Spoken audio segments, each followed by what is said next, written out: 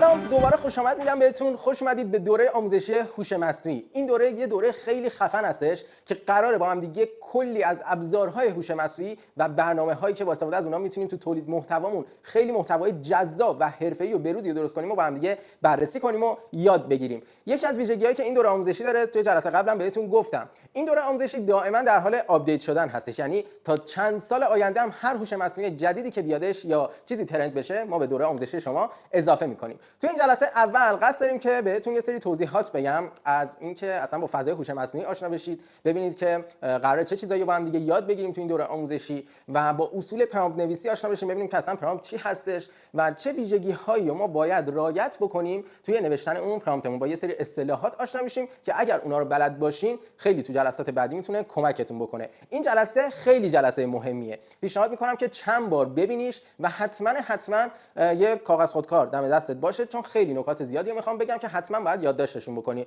یا حالا عکس بگیر که البته از صفحه نمیتونی اسکرین شات بگیری به خاطر حالا برنامه اثبات پلیگر، ولی با گوشیت میتونی عکس بگیری از یه سری چیزای از اسلایدهای مهم و حتما نکاتی که میگم رو یادداشت کن، چون بعداً خیلی به کمکت میادش. بازم تاکید میکنم این جلسه خیلی مهمه، چون جلسات بعدی هم دوباره دارم اشاره میکنم که میگم آقا این جلسه اولو حتما باید ببینی.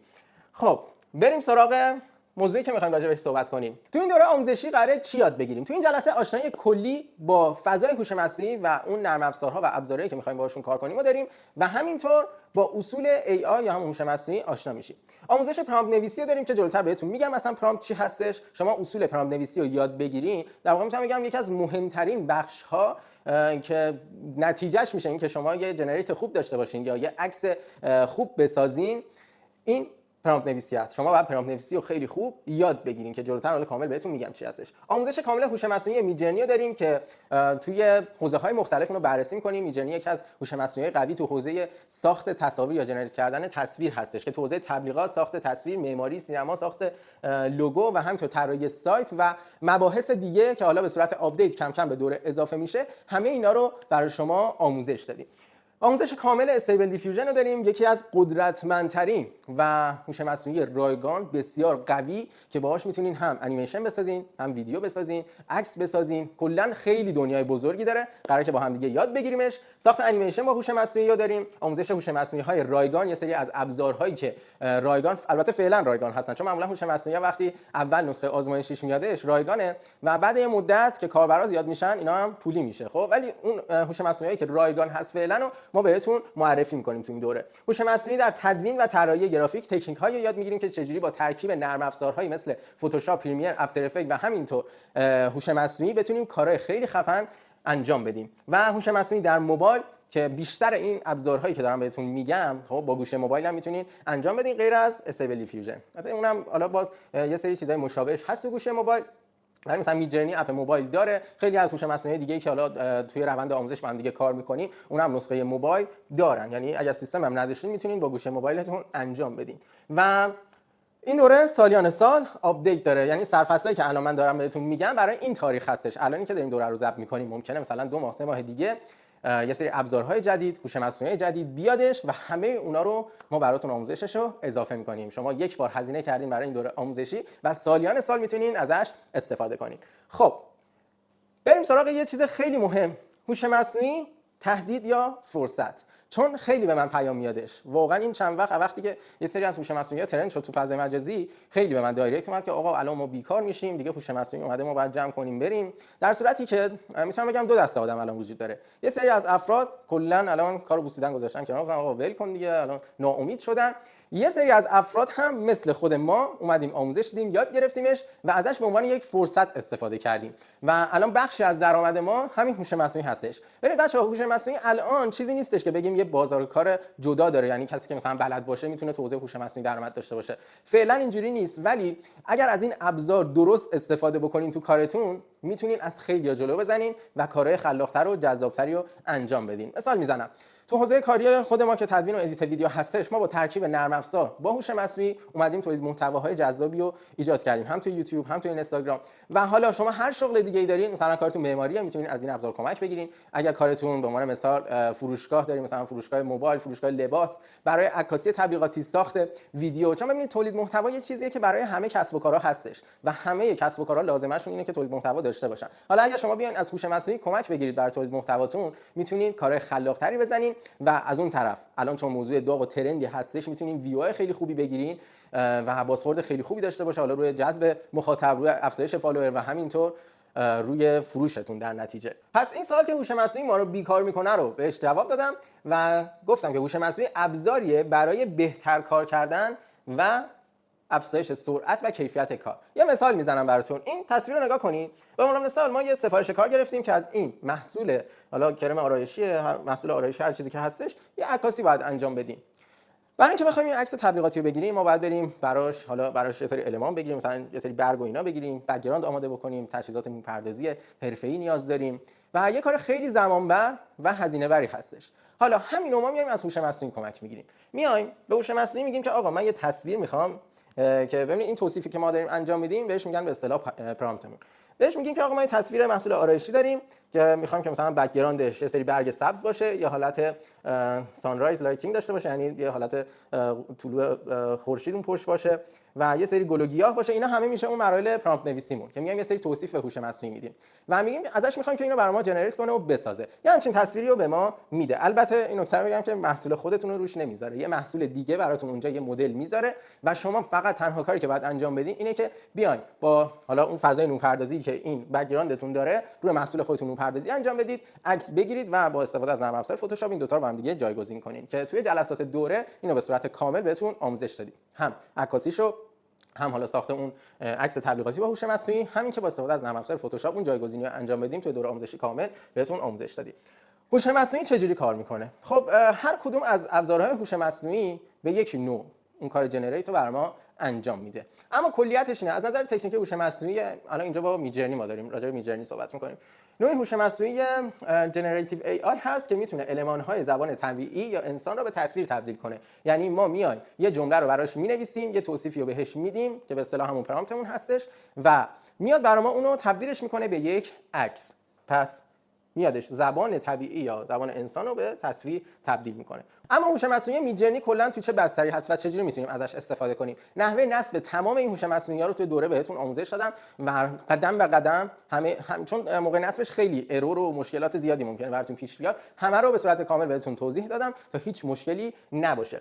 هوش مصنوعی میدجرنی تو بستر پلتفرم دیسکورد هستش. حالا اینو دوباره من تو جلسات میدجرنی بهتون کامل توضیح دادم. دیسکورد یه برنامه‌ای هست مثل تلگرام، خب که یه محیط چت گروهیه، یه برنامه چته که دیسکورد شما باید نصب بکنین و داخل وبسایت میدجرنی جدا شما ثبت نام انجام میدین. میدجرنی در واقع یه ربات هستش. دیدین تلگرام ربات زیاد داره، مثلا یه ربات مثلا ملودیفای چیه، مثلا آهنگ برای شما میاره، یا یه سری تو گروه ها میتونین ربات‌های مختلف اد کنین. اینم دقیقاً همین جوریه. میان یه سرور میسازین، ربات میدجرنی رو توش اد میکنین و دیگه میتونین از هوش مصنوعی کمک بگیرید و کلا تو پلتفرم دیسکورد باهاش کار میکنین. و یکی از خوبیایی که داره اینه که چون حالت اجتماعی محور داره، شما میتونین کار بقیه رو هم ببینین. یعنی توی سرورهای مختلف که برید میتونین جنریت هایی که بقیه دارن انجام میدن و تصاویری که بقیه دارن میسازن رو ببینید و حتی ازشون الگو بگیرید. من خیلی شده مثلا رفتم یه کارهای بقیه رو دیدم، از پرامپتاشون الگو گرفتم برای کاری که خواستم خودم بسازم. پس یکی از خوبیاش اینه که شما میتونین کارهای بقیه رو ببینید. البته میتونین سرور شخصی خودتون هم بسازین که اونم آموزشش رو بهتون گفتم. اما بریم سراغ پرامپت نویسی، موضوع اصلی که میخوایم راجع بهش صحبت بکنیم و اولین چیزی که شما باید یاد بگیرین این پرامپت نویسی هستش. پرامپت حوزه هوش مصنوعی به فرایند ورود ارسال جزئیات درخواست به هوش مصنوعی گفته میشه تا هوش مصنوعی دریافت کننده پرامپت در اساس جزئیاتی که در آن مشخص شده خروجی رو تحویل بده. یعنی ما میایم بهش یه توصیفی رو میگیم آقا مثلا من یه دونه خونه میخوام، خب یه تصویر خونه میخوام، یا یک عکس پورتره از یه آدم پیر میخوام، یا مثلا یه لوگو میخوام برای شرکت مثلا داروسازی. خب اینا میشه اون پرامپتی که ما میایم به هوش مصنوعی میگیم و اون میاد برای ما تبدیلش میکنه به یک تصویر. حالا این پرامپت ما باید جزئیات زیادی داشته باشه تا ما بتونیم اون نتیجه‌ای که تو ذهنمون هست رو بگیریم. یعنی چی؟ یعنی اگر من میگم که آقا من یه تصویر میخوام از یک پیرمرد، حالا این تصویر ما میتونه نوعای مختلفی باشه، میتونه اندازه نمای متفاوتی داشته باشه، مثلا مدیوم شات باشه، کلوزآپ باشه، لانگ شات باشه، یا این پیرمردی که وایساده لباسش چی باشه، مثلا کت شلوار تنش باشه، کلاه سرش باشه، یا بک‌گراندش چی باشه، آیا من میخوام بک‌گراندش تار باشه یا نه بک‌گراندش اصلا عمق میدان نداشته باشه، یا بک‌گراندش مثلا یه دیوار باشه، بک‌گراندش مثلا میخوام یه خیابون شلوغ باشه. اینا همه میشه اون جزئیاتی که ما باید توی پرامپت نویسی رعایت بکنیم تا اون نتیجه‌ای که تو ذهنمون هست رو بهش برسیم. خب یه نکته مهم برای پرامپت نویسی، شما باید زبان انگلیسیتون نسبتاً خوب باشه. خب ولی اگرم زبان انگلیسیتون خوب نیست اصلا جای نگرانی نداره. خب قطعا اگه زبانتون خوب باشه بهتر میتونید پرامپت بنویسید دیگه. ولی نکته‌ای که اینجا هست اینه که توی پرامپت نویسی اصلا گرامر مهم نیستش. یعنی اگه خب گرامرش حالا بهتر باشه قطعا نتیجه بهتر میگیرید، ولی بیشتر هوش مصنوعی میاد اون کلماتی که شما نوشتین رو در نظر میگیره. خب حتی ما یه سری از توصیفا رو دیگه توی جمله نمیایم به کار ببریم، یه ویرگول میذاریم میگیم مثلا آقا دارک بک‌گراند، یه ویرگول میذاریم میگیم آقا مثلا سافت لایتینگ. خب اینا میشه توصیفایی که فقط ما با ویرگول میایم جدا میکنیم. و اگر میخواین حالا اون نتیجه‌ای که تو ذهنتون هست و بیاین پرامپتش رو بنویسین، خیلی راحت یه گوگل ترنسلیت باز میکنین، هر چیزی که تو ذهنتون هست رو تایپ میکنین، انگلیسیشو برمی‌دارین کپی میکنین و پیست میکنین، یا مثلا یه کلمه‌ای که خیلی سخته تو گوگل سرچ کنین آقا این کلمه به انگلیسی چی میشه، خب میان کپی میکنین پیست میکنین. پس گرامر خیلی مهم نیستش که بگیم اون جمله‌ای که نوشتین علاوه گرامری درست باشه. پس از گوگل ترنسلیت هم میتونین کمک بگیرین، ولی خیلی مهمه که غلط املایی نداشته باشین تو پرامپت نویسی، چون یه کلمه رو ممکنه حالا تا حدودی درست تشخیص میده، یه حرف دو حرف مثلا اشتباه بنویسین درست تشخیص میده، ولی اگه یه کلمه رو غلط املایی داشته باشین ممکنه کلا یه چیز دیگه جنریت کنه براتون بسازه. خب دستورات کاربردی در میدجرنی، کم کم بریم وارد بحث نوشتن پرامپت تو میدجرنی بشیم.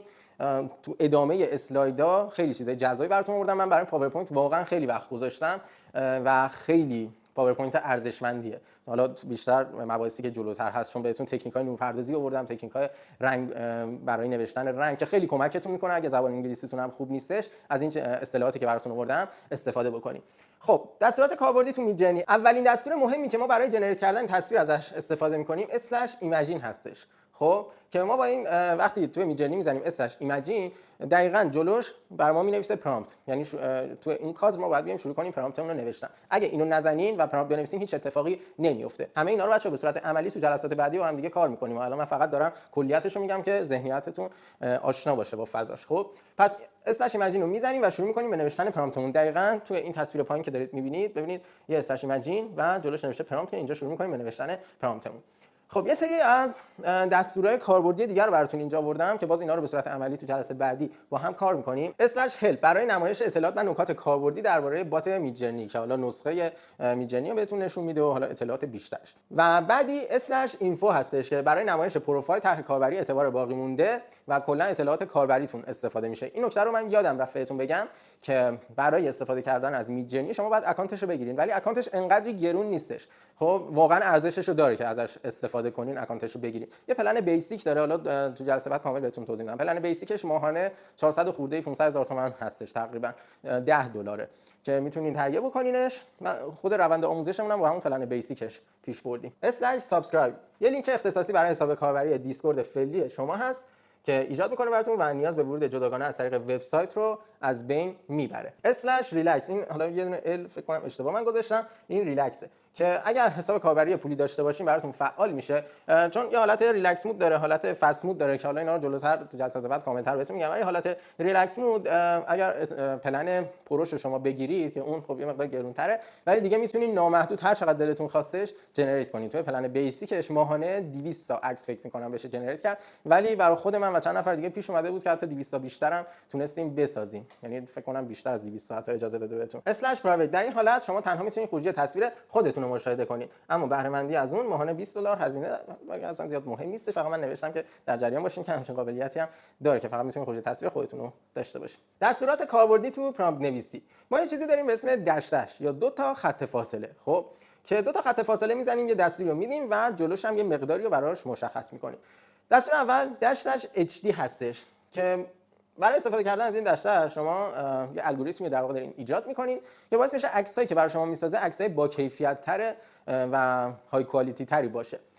دشتش AR یا اسپکت، همون اسپکت ریشیو یا نسبت تصویر ما هستش. وقتی ما میایم دشتش AR رو میزنیم یه اسپیس باید بدیم و بعدش بیایم بگیم آقا نسبت تصویری ما میخوایم چی باشه. اگه میخوایم کادرمون مربع باشه، تصویری که برامون میسازه مربع باشه، میزنیم 1 2 تا نقطه 1. خب که اینجا براتون مثال آوردم. نگاه کنید داش AR 16 دو تا نقطه 9، یعنی نسبت تصویر ما 16 به 9 باشه. کادر فول اچ دی مثلا 192080 نسبت تصویر 16 به 9، یا مثلا اگه می‌خوایم استوری باشه بعد بزنیم داش AR 9 به 16. همه اینا رو بچه‌ها به صورت عملی تو جلسه بعدی کار می‌کنیم. برای مشخص کردن ارتفاع و عرض تصویرمون داش H و داش W رو می‌زنیم و بعدش هم میزان حالا اون پیکسلی که می‌خوایم تو ارتفاع و عرض تصویرمون باشه رو مشخص می‌کنیم که دوباره اینجا مثالش رو براتون آوردم. فقط حواستون باشه یه اسپیس بعدش بزنید داش W اسپیس بعد حالا مثلا 256 یا مثلا 1080 هر مقداری که میخوان. داش اس یا داش استایلایز که برای میزان اون هنری بودن تصویرتون استفاده میشه که بازه‌ای که براش میتونید مشخص کنین بین 625 و 60000 هستش و اون میزان هنری بودن تصویرتون رو اینجا میتونید مشخص کنید که چقدر باشه. داش کیو یا کوالیتی برای تنظیم سرعت ساخت تصاویر استفاده میشه که اونم بین بازه 25 صدم تا 5 میتونین انتخاب کنین که سرعت ساخت تصاویرتون چقدر باشه. خب بریم سراغ انواع سبک‌های نورپردازی.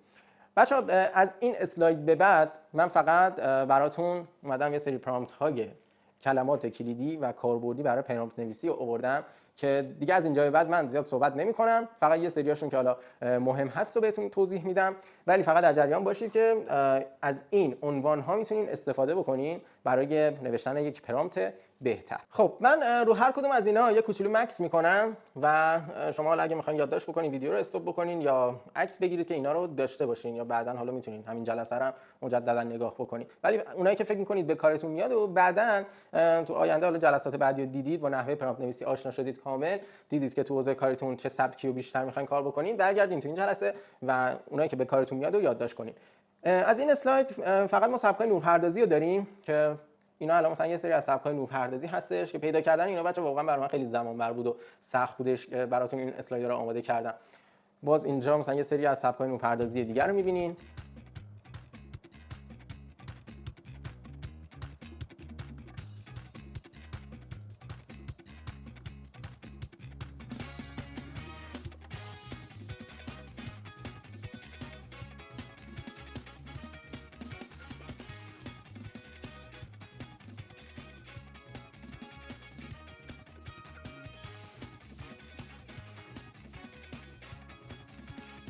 مثلا این سبک نایت کلاب یکی از سبک‌های نورپردازی که من واقعا خودم خیلی دوستش دارم توی کارام استفاده بکنم. حالت لایت اسپید هم این خطای نوری براتون ایجاد میکنه.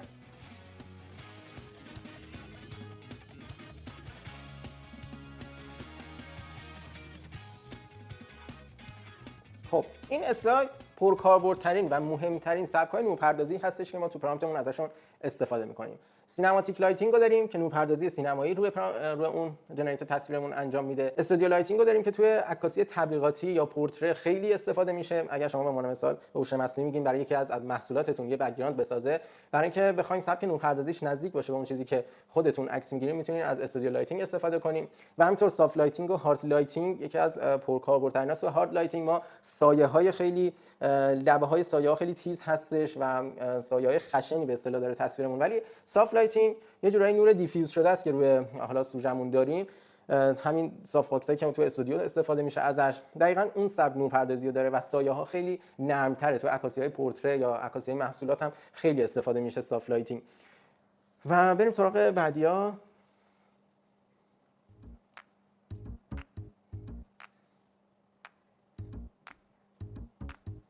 خب میرسیم سراغ موتورهای رندر. موتور رندر چیه؟ اگر کار 3D انجام داده باشین یا از نرم افزارهای سه‌بعدی استفاده کرده باشین میدونید که هر کدوم از برنامه‌ها یه موتور رندر داره.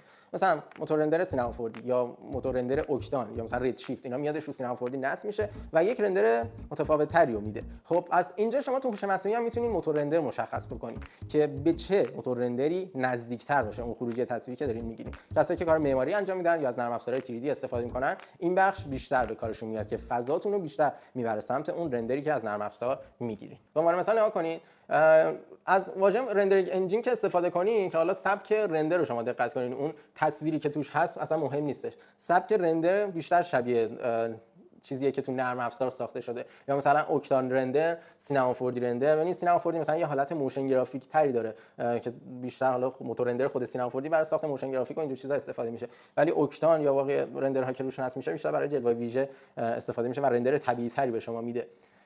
خب اینجا مثلا آنریل انجین خیلی قویه و نتیجه خیلی خوبی میتونه توی فضا سازی بهتون بده. واقعا موتور رندر خیلی قویه و بیشتر اون نتیجه تصویرتون رو میبره سمتش. یا هودینی رو داریم اینجا، ردشیفت رو داریم اینجا که از این موتور رندرها همه میتونید تو پرامپتتون استفاده بکنید.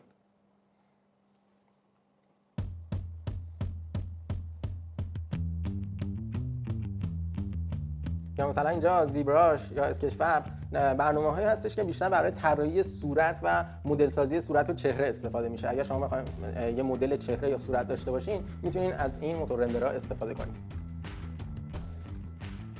یا به عنوان مثال اینجا اسکچ آپ که یا حالت طراحی دستی و خطی به شما میده، برای حوزه معماری هم خیلی کاربرد داره.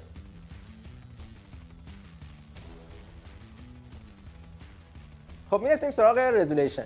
اینجا شما میتونید رزولوشن مشخص بکنین، ولی این نکته رو بهتون بگم که رزولوشن که اینجا میگیم مثلا 8K باشه، مثلا 4K باشه، منظوری نیست که تصویر نهایی شما واقعا 4K یا 8K هستش.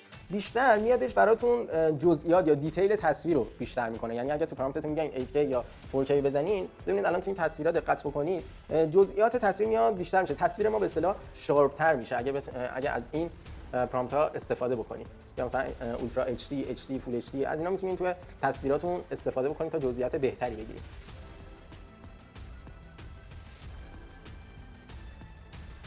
خب از این اسلاید به بعد ما سبک‌های آرت رو داریم، سبک‌های هنری که همونطور که توی بالا تصاویر می‌بینید بیشتر تصویر ما به سمت اون هنری بودنه میره و از این کلید واژه‌ها و پرامپت‌ها میتونید توی اون متنی که دارین می‌نویسین استفاده بکنید.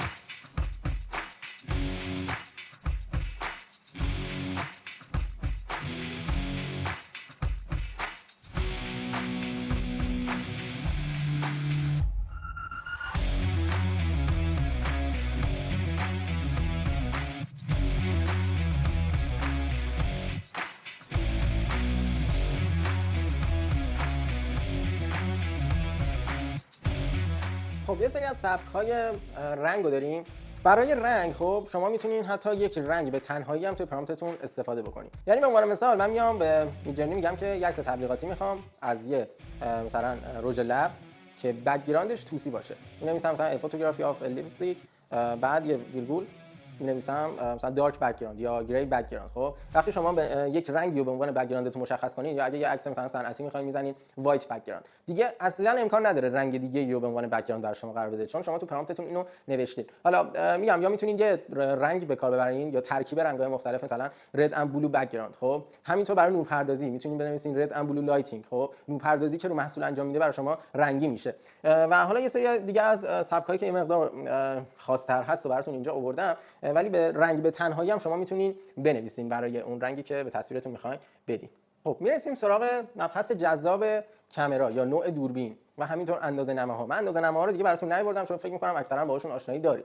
برای مشخص کردن اندازه‌نما که دیگه مشخصه دیگه، اگر بخواید تصویر مدیوم شات مثلا یه چیزی داشته باشین، فقط کافیه توی پرامپتتون بزنین مدیوم شات، یا مثلا بزنین مدیوم شات فوتوگرافی آف فلان، حالا هر چیزی، یا مثلا مدیوم شات سینگل فریم یا استیل فریم، بعد ادامه پرامپتتون. خب میتونین اندازه‌نما رو مشخص کنین که هر چیزی، حتی زاویه دوربین، های انگل، لو انگل، همه اینا رو میتونین مشخص بکنین توی اون تصویری که میخواین برای شما ساخته بشه. و خیلی میگم مهمه که جزئیات روی پرامپتتون رعایت بشه، جزئیاتی که میخواین تو ذهنتون هست رو بهش بگین. اینجا ما میتونیم برای ایجاد شدن این خطای نوری بیایم از حالت لانگ اکسپوژر، شورت اکسپوژر یا از شاتر اسپید مشخص بکنیم، حتی مثلا به همین فرمی که اینجا میبینید سرعت شاتر مشخص بکنیم، سرعت شاتر دوربینمون رو بگیم، حتی میتونیم ایزوی دوربین رو مشخص کنیم، دیافراگمش رو مشخص کنیم، نوع لنز رو مشخص کنیم. مثلا ما توی جلسات بعدی قطعا براتون مثال میزنم.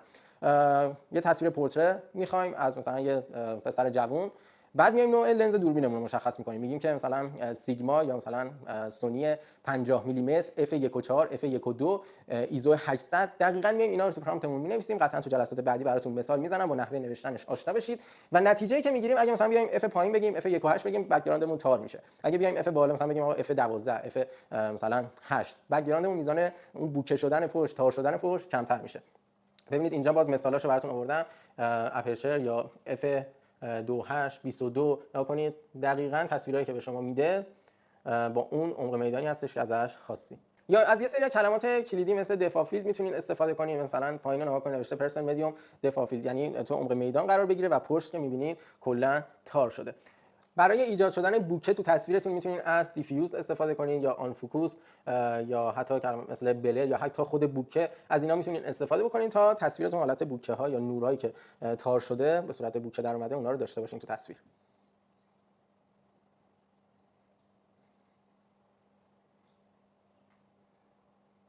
لنز فلر هم خیلی کاربرد داره. این حالت نوری که توی لنز میفته رو به اصطلاح بهش میگن لنز فلر. یا مثلا وینیت من خیلی دوست دارم توی تصویر، حتی تو اصلاح رنگ من خیلی ازش استفاده میکنم که این دور کادر تصویرتون رو میاد یه حاله سیاه اضافه میکنه. خب میرسیم سراغ دشتش ها. میخوام یه سری مثلا براتون دشتش ها و چیزای کاربردی که شما میتونین با دشتش و اون پارامتری که بهش میدین مشخص بکنین توی پرامپتتون. اولیش دشتش کوالیتی که راجع بهش صحبت کردیم، میتونیم یه میزانی رو مشخص کنیم براش که حالا میذاریم دشتش کوالیتی 2 یا مثلا 25 نیم که سرعت اون جنریت تصویر رو مشخص می‌کنیم. و یه تکنیک دیگه هم داریم تکست تو ایمیج، برای اینکه شما بخواید یه متنی رو تبدیل کنه به عکس براتون یا مثلا توی یک تصویر یه واژه یا یه کلمه‌ای که می‌خواین رو استفاده کنه که با این فرم باید شما اون رو بنویسین. یا میتونین خود کلمه رو بنویسین که خیلی وقتا خطا پیش میادش. اگه خود کلمه رو بنویسین تشخیص نمیده. مثلا اگه بنویسید هلو شاید یه دونه از تصویرایی که به شما میده کلمه باشه، یه دونه مثلا یکی دستش بالا باشه مثلا داره سلام میکنه. خب خیلی وقتا این خطا پیش میاد براش. اگه بزنید ساین 2 نقطه هلو باز خیلی بهترین پردازش رو برای شما انجام میده. ساین ویت هلو یا مثلا رایت آن ایت ساین دات سیز هلو. با این فرم نوشتن شما میتونین یک کلمه رو تبدیل به تصویر بکنین. پس اینم از تکنیک تکست تو ایمیج. یکی از دش‌هایی که خیلی کاربرد داره و مهمه یاد بگیرین دش‌اش نو هستش. دشتش نو اون پارامتری که میخواین، هر چیزی که بخواین تو تصویرتون نباشه ایجاد نشه یه دشتش نو میزنین، بعد جلو شروع کنین به نوشتن. مثلا اگر شما بیاین توی تصویر بزنین دشتش نو کالر، خب تصویری که برای شما میسازه از رنگ‌های کمتری استفاده میکنه یا مثلا تصویر شاید سیاه‌سفید بشه اصلا. یا اگر من توی تصویرم اصلا سایه نخوام باشه، خب یه تصویر مثلا یه عکاسی تبلیغاتی میخوام که هیچ سایه‌ای توش نباشه، یا میتونم از واژه شادولس استفاده بکنم یا بیام بزنم دشتش نو شادو، دیگه به هیچ عنوان سایه تو تصویرمون نداریم. پس هر چیزی که شما بخواید تو تصویرتون نباشه، یا مثلا اینجا نگاه کنین یه رنگو گفته دشتش نو گرین، یعنی رنگ سبز تو تصویر نباشه، اینم شما میتونید تو پرامپتتون استفاده بکنین تا اون پارامتری که میخواین به هیچ عنوان توی تصویرتون ایجاد نشه. ایمیج رزولوشن هم که کامل بهتون توضیح دادم، دشتش ای آر رو میزنین و اون اسپکت ریشیویی که مد نظرتون هست مثلا 1:1 16:9 مینویسین. خب ورژن ریمیکسینگ، شما میتونید ورژن های مختلف میدجرنی استفاده بکنید فقط با نوشتن وی اون ورژنش. خب تو ورژن های جدیدترش خب قطعا نتیجه‌ای که به شما میده خیلی بهتره، مثلا ورژن 4ش یا ورژن های جدیدترش، حالا بعد چک بکنید دیگه تو همون سیتینگی که بهتون گفتم میزنید اسلش سیتینگ براتون ورژن میدجرنی رو میاره که میتونید انتخاب بکنید کدوم ورژنش باشه از همونجا. ولی برای اینکه هی نخواین از سیتینگ ورژن رو تغییر بدین میتونید تو خود پرامپتتون هم ورژن رو بنویسین. یه حالت نیجی مود هم داره که نیجی مود کلا میاد تصویر شما رو انیمیشنی میکنه. خب از این اسلاید به بعد اینا هم خیلی مهمه، سبکایی هستش که شما میتونین رنگ به تصویرتون بدین. تمای رنگی هست که اگه بخواید روی تصویرتون ایجاد بکنین این اسلایدها خیلی میتونه کمکتون بکنه. پس حتما این اسلایدها رو ببینید، حتی میتونین حالا رنگا رو خودتون تغییر بدین. فقط فرم نوشتنش من می‌خواستم اینجا براتون بیارم که یاد بگیرید چجوری پرامپت رو بنویسید.